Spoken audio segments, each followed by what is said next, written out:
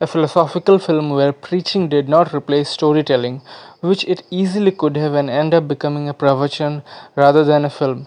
But Rajat Kapoor did the great job as captain of the ship by maneuvering the story in the right direction. Let's start with the screenplay of the film, my favorite aspect of any film. It follows a linear structure. The story revolves around the characters Bauji, played by Sanjay Mishra, and Rishi, played by Rajat Kapoor, and the growing distance in their relationship, which is one storyline of the film, and the other is the sudden realization of Bauji that most of the things he believes has not been witnessed by him, but he believes just because other people believe in them, and he decides to only put his belief on things that he has seen with his own eyes. What keeps the film from not crossing the thin line between preaching and storytelling, which it was at the most risk considering the protagonist of the film? I would say great character writing.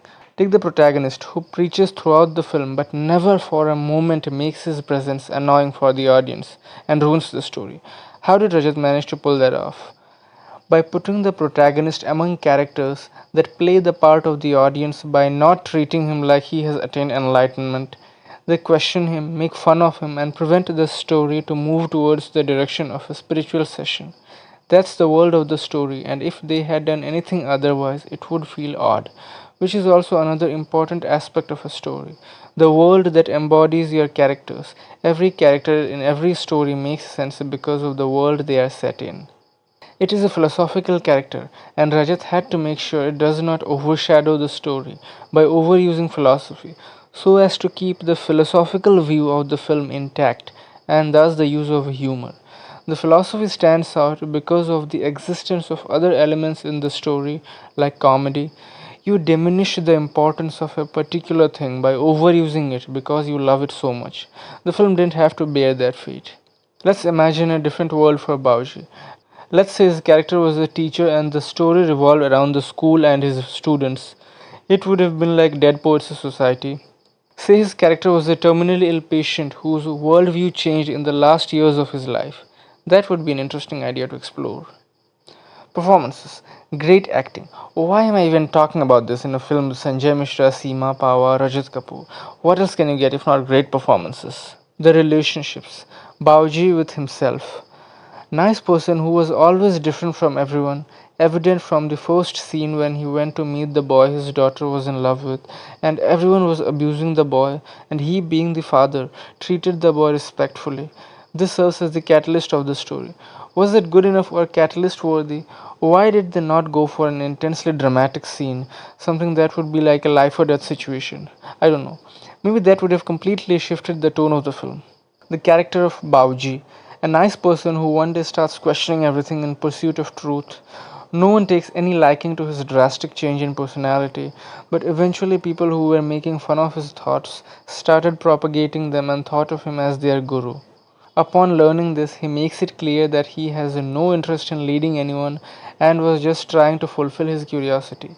He also takes up Maun Vrat at one time, thinking this might hold the answers to some of his questions. But more important than his philosophical inquiries was his wish to resolve all the differences with his brother, making his daughter happy by giving her his blessings to her marriage with the boy, who, after meeting him, he could see what a nice and beautiful kid he was. The characters of Maya Sarao and Namit Das, they represented the young days of both Bauji and his wife, and Rishi and his wife. Maybe I'm reading too much into it, but I love doing that. Once I'm done enjoying the film, I love to spend a good amount of time with the characters in my head. Blind following. It got real philosophical when everyone started following him and treated his words like gospel, and Bauji asked them all to leave his house, making it clear that he never wanted followers, he was just discovering himself by finding his truth.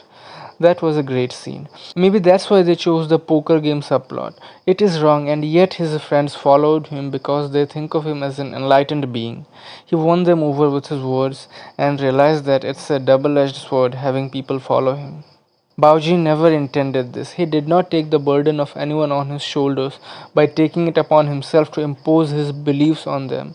He was just discovering himself, carving his own path. Great framing. Interesting choice of colors in the frames, just like his film Mithya. He likes filling up his frames with characters rather than letting the editor convey the feeling of togetherness of the characters by making precise cuts. What was it about? truth seeking, if there would be a word to condense the theme of the story. The ending. I get what they were trying to convey, but the execution did not do justice to the intent, in my opinion. That's the only thing I didn't like, along with the poker subplot for the same reason. I get the intent if I assumed correctly, but it didn't feel right for the story.